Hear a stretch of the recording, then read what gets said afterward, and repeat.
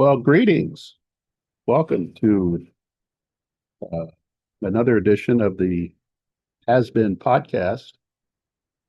I'm your Has Been host. It's been a while since we did one of these, probably uh, basketball season, maybe. Here we are in late July, July 29th to be exact. Um, so decided to do another one right now as we head into kind of the start of the fall sports season at Purdue. Uh, Purdue football is at Big Ten Media Day today on Wednesday. Um, as the Boilermakers were picked to finish last once again in the unofficial preseason poll. You have that. You have the athletic director search going on. You have the president search going on. Uh, Purdue volleyball's getting ready to get going with another high expectation season there. Um, but first, let's start with the athletic director search. As I'm sure you're aware, Mike Bobinski announced his retirement in early June. He will stay on as the athletic director through December 31st, even if they would hire that person today. Um, he would stay on, and then the new athletic director would start. Ideally, a preferred timeline is September 1st, and then that person would be the athletic director at Purdue from that point forward. But Babinski then would take on another role uh, in the athletic department to help that person transition if that person needs help transition. Obviously, if it's an internal candidate, that how much transition do they need? But he would stay on in a different role because the athletic department then would be under this person's charge, and so that's kind of the deal. He made it clear the other day when he had a uh, local media roundtable uh, press conference that he would stay till uh, December 31st or in that time frame. But who knows? Plans can change, situations can change. But from what I understand, the process to find his replacement is moving quickly, um, uh, and it could happen. It could happen. It could happen soon. Uh, depending on how they want to do it. Now, when Bobinski was hired 10 years ago, I don't believe, and I went back and tried to look. I don't believe it was centered around a board meeting. Um, they just think they hired him. They probably did a phone board meeting or whatever they do to, get the A's and approve it and make it all official and all that. So it's not, it doesn't have to necessarily be around a board meeting. There is a board meeting coming up August 6th and 7th. It's their regularly scheduled meeting.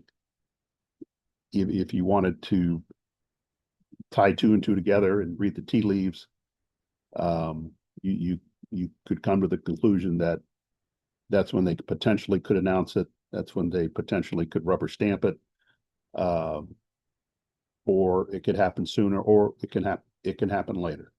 I mean, they are going through the interview process right now. Um, and then the next part of that is identifying the person they want as to be the athletic director and then getting that person to say yes. Um, so there's still a lot of things to happen, but I can tell you as of today, July 29th, they are, based on what I've learned, um, they are wrapping up the interviews today.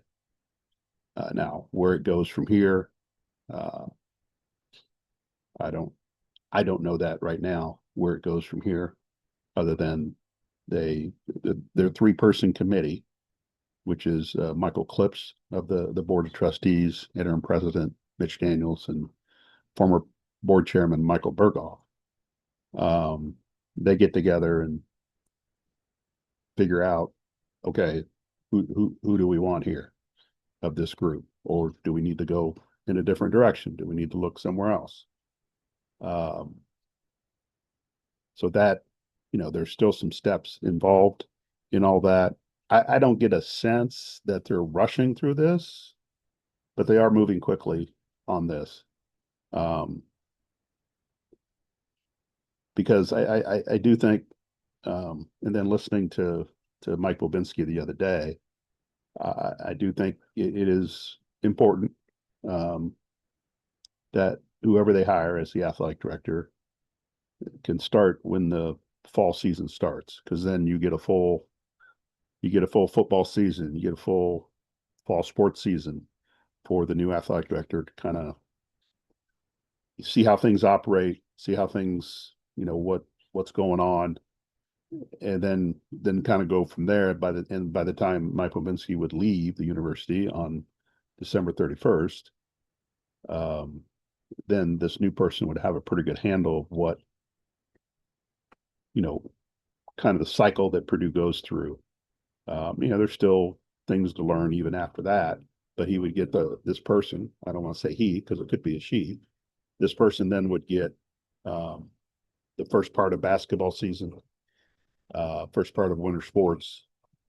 And when you're looking at college athletics today, uh, the two most important sports are football and men's basketball. So they would get a full football season, and then a half of a basketball season. But the important one is the football season. And this is year 2 of Barry Odom, so there's not. I don't believe, even if they would go 2-10 again and not win another Big Ten game, I don't think they're ready to go down that route again as far as, making a change. I don't think. I don't know how many they're going to win. Um, I don't think they'll be 2-10. Now they may start out slow, and you can get into that at a different time. But they'll need to win a Big Ten game because they haven't won one in a couple years. They'll need to, um, show some progress in the win category and play on the field.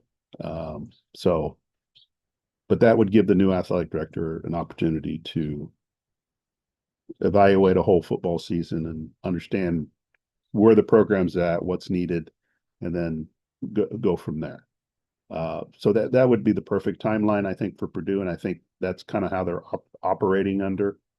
Um, that if they can get somebody in place, let's say at that board meeting, they make that official, then that person would have a month if they're coming from another school to get things in order, and then, um, kind of jump into it then. Now, it could be an internal candidate, and then you don't need that much time because the internal candidate, and I believe there's only one internal candidate when you get right down to it, and that would be Ken Halpin, the one of the deputy athletic directors. Then obviously Ken would not need that long of a runway to figure out what's going on. Now, his runway would be, he hasn't dealt with football at Purdue in a primary role. He's a sport administrator for men's basketball, and he's helped men's basketball do what they need to do. Um, but also understand that, Matt Painter had this thing up and running, has had this thing up and running for a while. Now, Ken's been here 5 years, been at Purdue for 5 years. So he has played a role. And a lot of his stuff has been behind the scenes that, a lot of people don't see, don't realize. But he hasn't worked directly with football. From what I understand, that has changed a little bit over the last, maybe month, where maybe he's more involved with conversations with Barry Odom. Not the fact that he is guaranteed the job, but just to have that, to start to build that relationship, um, as far as what happens moving forward. Because if they do, when they get a new AD, that new AD is going to make some changes on the staff. Are they, they're still going to have two deputy athletic directors, and how will those duties be administered? You know, if they hire somebody from the outside and they keep Ken, maybe Ken gets new roles. You got Tiffany Grimes, who's a deputy athletic director as well, who's a sport administrator for football. So there's a lot of moving parts. So anyway, that's a roundabout way of saying, um, things are going to change once the new athletic director uh, takes over. It's been quiet as far as outside candidates go. Who's involved? Those things are pretty tight-lipped. Um, so, and you've got athletic directors out there who, in the Power Four world, might be looking to make a move. But I think the other thing that plays a role, there's a couple things that plays a role in Purdue's situation. Number one is Michigan's athletic director's job is open as well. And if you're picking between Purdue and Michigan, I think you would pick Michigan if you wanted that. So that could have eliminated some candidates for Purdue. It could have added some candidates for Purdue. I don't think we'll really ever know. Because Michigan's pretty prestigious, and they're going to pay more. It's there's a lot of appealing things about being Michigan's athletic director. Now you have a whole host of different problems that you have at Michigan than you would at Purdue. But so the landscape, kind of changes a little bit. And the other factor in this, at least for me, and I think it is a factor for other people, is that Purdue doesn't have a permanent president, and that's the athletic director's boss. Mitch Daniels is the interim president. Mitch was here when Mitch hired Mike Lipinski. Mitch was here for 10 years. And I've written and I've said that I think that the board should convince Mitch to stay on another 3 or 4 years to kind of help with the transition of the athletic director, whomever that may be. And Mitch has said that he doesn't want to be here that long. He wants a quick search on the president, but presidential searches don't go quickly. They usually drag out for 9 months to a year because it's so encompassing of things that you have to do in the search, and the people have to get involved, and the background checks and all that kind of stuff, and getting different people on board because it's the whole university. It's the whole university community that you're trying to find somebody to be the leadership. Now, when Mitch came, it was pretty seamless because he was no longer governor. So he had an opportunity in that after he left office just to drive up I-65 and take over. And that's what he did. Now, Purdue's president could come from outside academics like it did with Mitch. And then you would probably be more likely to get somebody in here quicker. But if you're getting a sitting president, then what does their contract say? How much notice do they have to give? All this kind of stuff. So presidential searches go longer. And it was always the thought that they would hire an athletic director before they hired a president. It's kind of backwards because athletic directors do want to know who their boss is going to be and how because that relationship is so important nowadays. It's always been important, but it's even magnified now with everything that's going on in the athletic world with colleges that, and the presidents are making decisions from an athletic standpoint. And the other thing too is the money that's involved. In Purdue's case, they have agreed, and this was under a different president, it was under Mung Chang, that they would backfill the athletic department's budget based on the House settlement that automatically took $20.5 million out of their budget last year to pay their athletes. And we still don't know the numbers for sure exactly how much the university had to backfill the athletic department to make them even or make them whole for the year. But that House settlement money only goes up. It's up over 21 million for this fiscal year, 26, 27. But there's a 3-year agreement there that the university would do that. How does a new president come in and say, we're not going to do that? So athletics, you're going to have to figure it out. And then you've got a different host of problems. Or the new president says, we'll do that and we'll do more. You just don't know. You just don't know. And that's why that relationship between athletics and the university is so important. You have a very supportive board when it comes to athletics. And I do agree with Mike Lubinsky when he says that Purdue's not going to hire a president that doesn't understand the value of athletics at the university level. And it behooves any president to athletics doesn't get everything it wants, but to fully embrace that because of the opportunities to generate revenue, not only for the athletic department, but for the university, having a solid athletic program across the board, in particular two sports, football and men's basketball. So the university can do different things. There's so many things that center around an event on a Saturday at a football game that have nothing to do with athletics, and they're all generated for the university. So you need a president that sees value in that. And I'll take them at their word that they'll find somebody that has that. But they have to do it when they get here. So there's still a lot of moving parts with this. So again, I would think Purdue might have a new athletic director,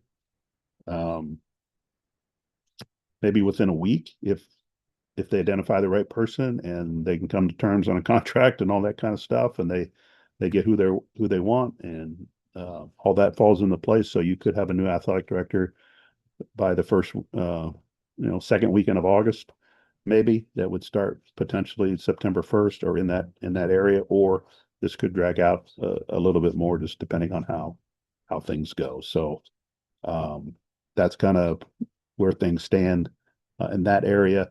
Purdue football was at Big Ten Media Day today. Had a chance to watch Barry Odom's press conference. I mean, he said all the right things and all that kind of stuff. And these things are more infomercials for your program than they are anything else, especially when you're up on the podium in front of everybody. Because you get an opening statement. Most of them, you get 15 minutes for the whole opening statement, Q&A. PJ Fleck from Minnesota probably talked for 12 minutes and took 2 questions. I think Odom talked for a long time, took 2 or 3 questions. Pat Fitzgerald from Michigan State talked enough, but took probably 7, 8, maybe 10 questions. So they're filibusters in some way. They're infomercials. I just wish they would get up and say something of substance in their opening statements. But it's more of a political speech. Not that it's political, but I think you understand what I'm saying. It's your chance to pound the table and thank everybody you need to thank, and what a great university you have, and all that kind of stuff. But then the coach, and they took 3 players up there. They'll go off and do some other interviews, and they've done stuff all day up there. And as far as photo shoots and social media stuff and things that you see during the course of a season that pop up. But Purdue was picked last, and that's not a surprise. I was a little surprised. I thought maybe they might sneak ahead of a couple teams from a voter standpoint. I voted on one of the preseason polls, and I did not pick them last. I think I might have picked them 16th, and put Rutgers and Maryland behind them. But obviously I was an outlier, and I didn't do it because I covered Purdue for a long time. I just did it because, well, I think maybe they're ready to take a step forward. How big of a step that is, I don't know yet. Once again, you're dealing with a lot of portal kids coming in. You got newcomers, and the one thing that I've always been consistent with is I felt like they needed to upgrade the quarterback position, and I don't think they did. Not only did they not upgrade the quarterback position, I'm not sure they brought in enough competition at the quarterback position. Barry Odom believes in Ryan Brown, and that's great. Um, and Ryan Brown had an up and down year. Um, but he needs to make more plays for him. His receivers need to catch the ball for him. His line needs to protect. The best thing that can happen for Ryan Brown in the offense is they have a strong running game because that will help your quarterback settle in and be able to make the plays that he needs to make. And then defensively, they brought back Kevin Kane as a defensive coordinator. He's been a lightning rod for criticism based on the Ryan Brown era, or not Ryan Walters era. Um, not all I don't believe all that criticism is fair, because Ryan Walters was the defensive guy. He was a defensive guy when he came to Purdue. He was calling the defense. He was organizing the defense when he wasn't playing offensive coordinator. Um, have I mentioned how bad of a hire that was? Well, in case you missed it. Um, and that's a bit of a stain on Mike Bobinski's legacy. Um, and I've said this before. I'll never understand why they hired Ryan Walters. They can explain it to me, and I won't understand it because it was completely out of left field, in my opinion. Other than they thought they were getting the next up and coming hot coach in the country, and they didn't want to miss the wave. They didn't want to look 3 years down the road when he went to another program, and did great things. And it's like, oh, Purdue could have had him, type of thing. They deviated from what they did when they hired Jeff Brom. They have, they went offense with Brom. They went quarterback with Brom. It worked out. The Brom era was successful at Purdue, regardless of, other things going on. But it was successful. But then to deviate from that and go defense, young, inexperience, immaturity. I mean, the whole thing. And this is where you end up with. You have to go out and get a Barry Odom who's done it before, and he's playing uphill, and he's going to take the responsibility of trying to push this thing in the right direction. And he's going to get time right now, but they've got to show progress. But anyway, football, they'll start practice next week. Openers on a Friday night against Indiana State, and that's a game they'll win. And then when you get past that one, that Wake Forest game is so big, and say it every year with Purdue, at least in my time covering Purdue football. There's always a game in September that's kind of your swing game. If you win it, you got an opportunity to really, build something for the rest of the year. If you lose it, then you're playing uphill, and it just makes it very difficult at that point. This year, it's Wake Forest.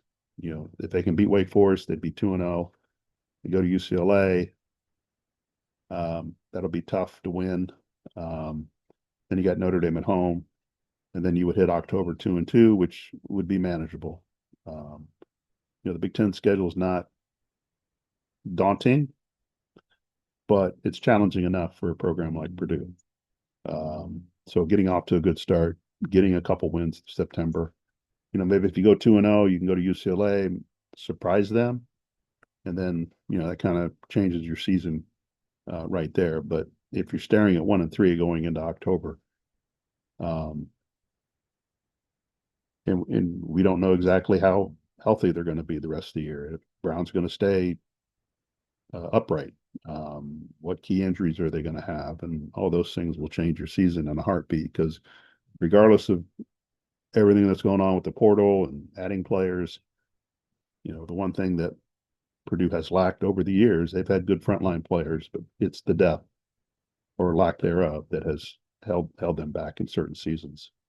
They just don't have the replacement players when somebody does get hurt, and that has hurt them over the course of time, many times. So Purdue has to stay healthy with their main players, and then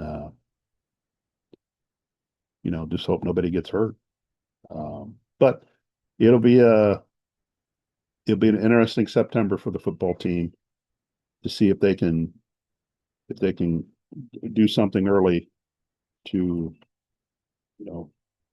give them the confidence and the momentum when they get to October of changing this around. Vegas or the odds makers or the apps or whoever does it. Um, they've set their win total at 3.5. The free square is Indiana State. So what other games are they going to win? They got Maryland at the end of the year. Maryland's probably going to be at the bottom of the league. Um, Wisconsin's struggling, but as you know, Purdue hasn't beat Wisconsin in 2 decades, maybe. It's been a while since they've beaten Wisconsin.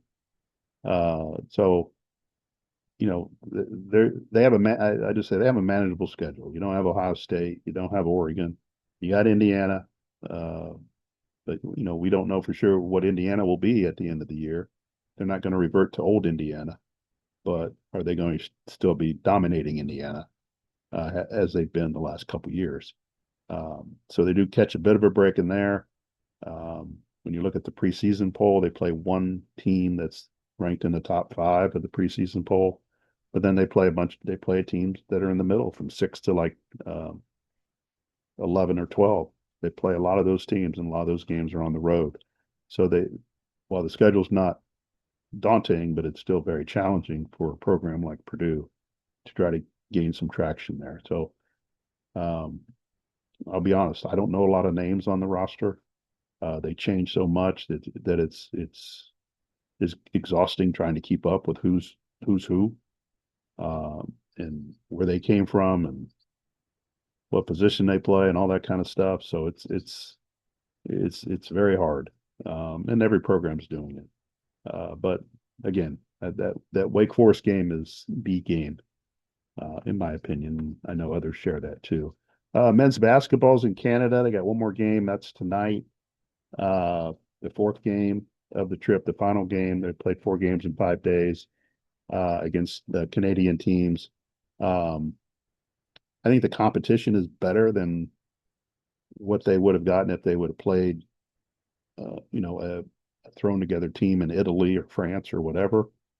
But I don't know how much better it is. It was probably a good trip for this team because they had a lot of new faces, and they had, you lost so much with Braden Smith, Fletcher Loyer, and Trey Kaufman-Renn, and even Oscar Clough. You lost a lot of production, you lost a lot of chemistry, you lost a lot of leadership. So the timing of this is probably good for Purdue. I just don't know, like from a takeaway standpoint, what kind of conclusions you can draw from this, other than some of the things that we've seen in the first 3 games. Antoine West Jr. He scored in double figures in every game. He's a kid that redshirted last year that his teammates raved about. Even Braden Smith said on his podcast that West would lead the team in scoring this year. Remains to be seen. But, he's hit double figures in each of these games. He's a tenacious defender. He does a good job guarding the ball. He is a ball dominant guard. Now, does that make him the point guard? Does that make him something else? Because you've got a lot of guys in the backcourt on this team that can handle the ball, that can shoot, that can create their own shot. Got Omer Mayer, kid from Israel, got playing time last year, got a bigger role this year. So they've got a lot of interchangeable parts in the backcourt. But I think as of right now, we sit here in July and official practices won't start till September. I think the common theme is that this team is going to run through C.J. Cox and to some degree Jakari Harris. They're the most experienced. They're the veterans. This trip's not really important for C.J. Cox. It's not really important for Jakari Harris because they know what they can do. The coaches know what they can do. We all know what they can do. I think this trip should benefit the guys like Antoine West, should benefit Luke Ertel, the freshman, who would appear, if you're overreacting to what's happened on this exhibition series, it's going to get a lot of playing time. But I think that was the theory even before this exhibition tour took off, is that Luke Luke would play a big role on the team, and that's another backcourt depth piece that they have that they've got to figure out where those how he gets those minutes and how productive he's going to be uh, in those situations. So uh, I think it's beneficial for him because he's a freshman and played college basketball before, and now he gets a bit of a taste of it. It won't be the exact same test, even when they play an exhibition game in October. But it's still a test. You're being guarded by somebody else. Somebody's trying to stop you from doing something that they don't know what you're doing. Where in practice they kind of know your moves. They know everything. Um, and then Caden Pierce, the transfer from Princeton. I think this is a big kind of a significant trip for him to get acclimated to Purdue and the program and everything like that. So, and I also think it's probably not a huge uh, trip for Daniel Jacobson, but I think it's important. It was probably important 4 games for him to establish himself as the main center, um, and he's going to have to be more physical. Now, is that his nature? Is that what he's going to be able to do? I don't know, uh, but um, but I think at the end of the day, this trip would be beneficial. I think if last year's team went on this trip, I don't know what benefit they would have got out of it because they were so experienced. They didn't need anything like this. But I think this year's team needed this just to kind of play, see what they have, uh, gauge an idea. You know, the question now is how much Painter leans on this trip from a teaching and coaching standpoint, or is it just okay? We played 4 games. We're good now, but we're not coming back to this. We're not referring to this. Or do you do it with certain players? The one question I wish I would ask him before the trip was how do you treat these games like post game? Are you the next day, or are you going over film either as a team or individually about what happened in these games? Uh, did you do shoot around before the game? What teaching moments did you do? Did you treat it like a normal game where you get in the routine where you go to shoot around? You're not preparing for the other team. There's no scouting reports, but what did you? How did you? How did they handle that? Or was it American Legion baseball where you just show up in your uniform and you play, and whatever happens happens, and you be done with it at the end? So, I'd be curious how much they reference this trip. I think players are going to be going to get benefits out of this. A guy like Raleigh Burgess, who redshirted last year, uh, he's healthy. He's able to play. I think for players like that, the trip is beneficial, um, and they can build on that. They can gain some confidence, but then understanding that it's a whole different world once they start playing games and they get back into practice. Practices are probably once they get back to them are probably going to be tougher than the games that they played on this trip. So, it's they won 3 games. I expect them to win a fourth. Um, excuse me, and it's going to be a successful trip either way, assuming nobody gets hurt and they all come back healthy uh, and they're all good for the as they start going for the season. This trip, shifting gears a little bit, this trip would have been a good trip for the women's basketball team. They have so many new faces, so many international kids. Um, it's too bad. Maybe they tried. Maybe they because I don't know if you were aware or remember the NCAA changed the rule this not too long ago. Probably after sometime in the spring that you can do foreign trips every year. You don't have to do them once every 4 years. That was the rule before, and you can, so Purdue jumped on it. Purdue men jumped on it, and took advantage of that. In retrospect, I think that's something the women's team should have done or tried to do at least.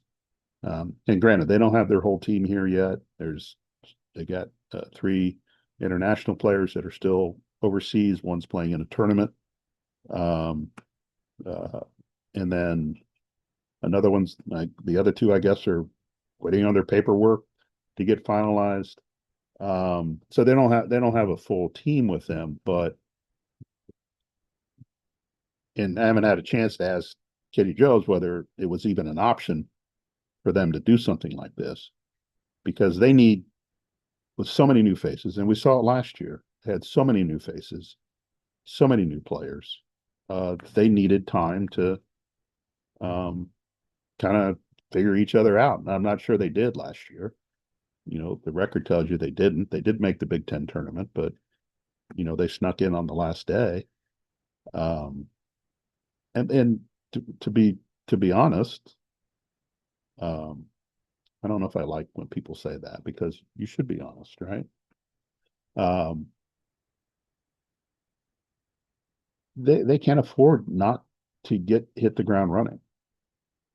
I mean, this is every year is a big year, but maybe more so this year. Um, they didn't make a change with Katie at the end of last year, uh, and I didn't think that they would. Um, but now you're in a situation where you're deeper into your tenure. You've had three straight losing seasons. Um, you barely made the Big Ten tournament last year. You didn't make it the year before. Um, you're not playing the strongest non-conference schedule. You haven't made a lot of headway in the Big Ten. The talent level's not great. Um, and now you've gone completely international or almost international with a lot of your roster. And then to me, the bigger thing is you're going to have a new boss. You know, Mike Wabinski no longer will make the decision whether there'll be a change in the program or not. It'll be somebody new. Um, and whether that person decides what they decide to do, you have no idea because you don't know who it is. Um, and how important it is uh, because they don't have um, the NIL program that other programs have. They do have revenue share. She's able to compensate her players, but maybe not at the level of other programs. But um, they can't afford to. Oh, we need to be patient. A lot of new faces. By January we'll get things straightened away. Well, by January it might be too late because you need to make. The non-conference schedule is going to be relatively soft again. Now they are going to play at least two Power Four programs, Florida State and Texas Tech. They may add another one once the non-conference schedule is finalized, but it's not going to be UConn. It's not going to be anybody like that. Um, but most of their schedules non-Power Four. And they slipped up last year. They lost to Central Michigan up there. They got blasted by Kentucky, and that's a Power Four program. But they slipped up. They messed up at Central Michigan, a game they were leading the whole way, and they lost. And they just cannot afford that anymore, regardless of the situation with the athletic director and program under the microscope and all that. They just can't afford it. They need to win. They need to win games, and they win the games they schedule. And you have control over the schedule, so you need to win those games. They are going to play, from what I understand, Murray State, and that's a really good mid-major program that has scored a lot of points and had a lot of great offensive efficiency the last few years. And it's where Katie's former assistant Mark Stevens ended up as an associate head coach. So but Purdue's teams changed so much that he's only going to know um, the the characteristics of like two or three players because most everybody left and a lot of new faces and stuff like that. So anyway, I just when I get a chance, I will ask whether she considered trying to do a foreign tour, or at least something in Canada, not far away. And I think the Canada thing is a good thing because you don't have to travel 8 hours overseas. You fly 3 hours to Vancouver, play 4 games, you get back at a decent time. It's not overseas travel, it's not international travel, it's nothing like that. So um, more curiosity if it was discussed, or anything like that, because I'm sure that it would be in the budget to do something like that if they want to. Um, I think it would have been beneficial for them. The other thing that's going on is the Save College Sports Act that Congress is trying to ram down everybody's throat. I don't see them doing that. I don't think the Big Ten and the SEC are going to agree to some of this stuff. And here's the problem in my eyes. It's in the commissioner of the Big Ten said this the other day, and I completely agree with him that it needed to be thinner. There was too many things in there in this bill. There should have been one thing or two things in this bill. The first thing should have been an antitrust exemption for the NCAA. You have to allow them to enforce their rules. You just do. They have rules for everything. You can agree with the rules, you can disagree with the rules, you can hate the rules, you can love the rules, you can do whatever you want with the rules. Stan B is driving me nuts. But there are rules in place for a reason, and the NCAA is not allowed to enforce their rules. Every time they try to enforce their rules, they get sued, and you can't operate that way. Um, right now, as players that graduated last year exhausted their eligibility last year, trying to get an next year because they incorporated 5 for 5, 5 years. You can play for 5 years, no redshirting. We're done with that. But their butt hurt because their class was not part of that mix. You got to start at some point. Um, so, but that's the one thing they should have done in this bill is just narrowed it down to antitrust. Let us enforce our rules. If a guy's gambling on his own team and it's against NCAA rules, he can't play. He's ineligible. End of story. But instead, we have to sue. We have to create problems. We've got to get big donors involved. We've got to shake things up because it's not fair. It's not fair that the kid can't play. Well, why is it not fair? He bet on his own team. That it's against the rules. Those are the rules. Again, you can hate the rules all you want, but I'm not sure many people hate the rule that you can't bet on your own team. But the lawsuits just keep coming and coming, and the NCAA cannot operate the way it needs to operate. Yeah, there's a lot of bad things about the NCAA. A lot of missteps. I get it. They're not the most popular organization in the world. They never will be, but they need to be able to enforce their rules. Conferences need to be able to enforce their rules.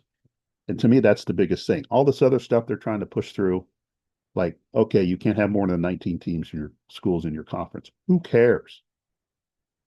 Just if they want to have 24 teams, let them have 24 teams. I mean, it's their league. They should be able to do that. Put limit. Well, you have to have the championship game over by January 8th or 9th. No, the calendar dictates that. The other things dictate that. And if that's really a problem, deal with it later. But you had to get the antitrust thing pushed through, and now none of this is going to get pushed through because the Big Ten and the SEC are not going to do it. There's too many things they disagree on. The one thing they can agree on is that we need to be able to enforce our rules. And if you just done that, I think that they would have got the protection that they needed to at least take this first step, deal with all this little stuff because they keep adding things to this bill because Congress people and senators they want to keep adding stuff. They want to keep mucking it up, but they completely blew this. Now it's probably not going to pass in its form right now, because the Senate is going to go on recess. They'll try again next year, or the next time they can do this. but they need to narrow it down. Even, Tony Petitti said it needed to be thinner. It really needed to be thinner.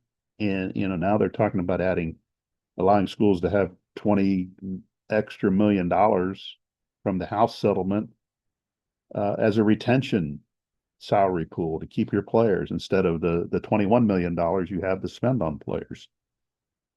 Well, don't spend as much on players.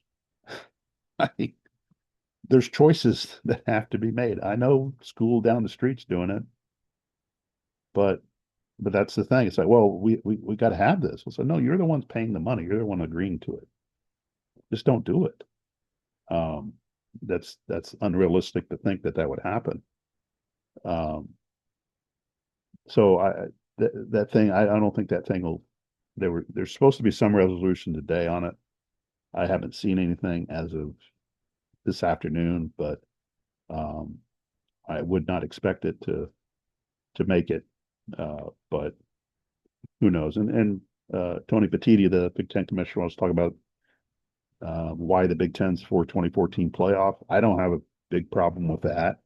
And he comes from Major League Baseball, where they've incorporated more wild cards into the equation, and there's more, teams stay involved longer in um, in the regular season, in the hunt, and um, that's been good for baseball, um, and it probably would be good for college football. You would eliminate the championship games, which I know a lot of people like the championship games, but if you're not winning the championship and qualifying for something, if the two teams in the championship game have already qualified for the playoff, then what's the point? My question would be, if you do get to the 2014 playoff, which I think they will eventually. Um, how does that change your regular season schedule per se? Because right now the Big Ten plays their rivalry games at the end. Uh, would that be tweaked? Now they're still going to play non-conference games. They're going to do all that kind of stuff. But the way your season flows now, does that change? Do you want Michigan, Ohio State playing the last game of the year with the potential that they could play the next week, which they could do in the Big Ten championship game, and now they could do it in the playoff based on how things shake out. Or do you want to move those games up a little bit and have a different approach? I would say probably not. They probably won't do that because the Big Ten is firm on tradition, and I get it and I like it, but in this changing environment, maybe that's something that they look for. I've always been a proponent of, at least not maybe every year. Why can't Purdue and Indiana play the first game of the year? You have all off season to build it up. You have off season to talk about it. Now this was before Indiana got really good, but why couldn't that be the first game of the year? Again, not every year, but occasionally. You could spread those rivalry games out throughout the course of the year. But anyway, that's something that's coming down the road. And for them to eliminate the championship games, they got to get a financial payday with an expanded playoff to make up for the revenue that they would lose. And part of the reason they wanted to go to 24 is because there's more revenue there, and these schools need revenue to pay their players. I mean, that's the bottom line. They need more revenue to pay their players because of the House settlement and all that kind of stuff. The world evolves around money at every level and every walk of life. It just does. And it's always been that way, and it's not changing. All righty. I've rambled too much. Appreciate your time. We'll come back and do this as time warrants. So, if you want to like it, I guess you can do that. I don't know. I have no idea how this works. I should learn this stuff, but I'm too old to learn, I think. No, you're never too old to learn, but I think you understand what I mean. Anyway, thanks for stopping by. I appreciate it. Have a good day. And again, we'll do this another time.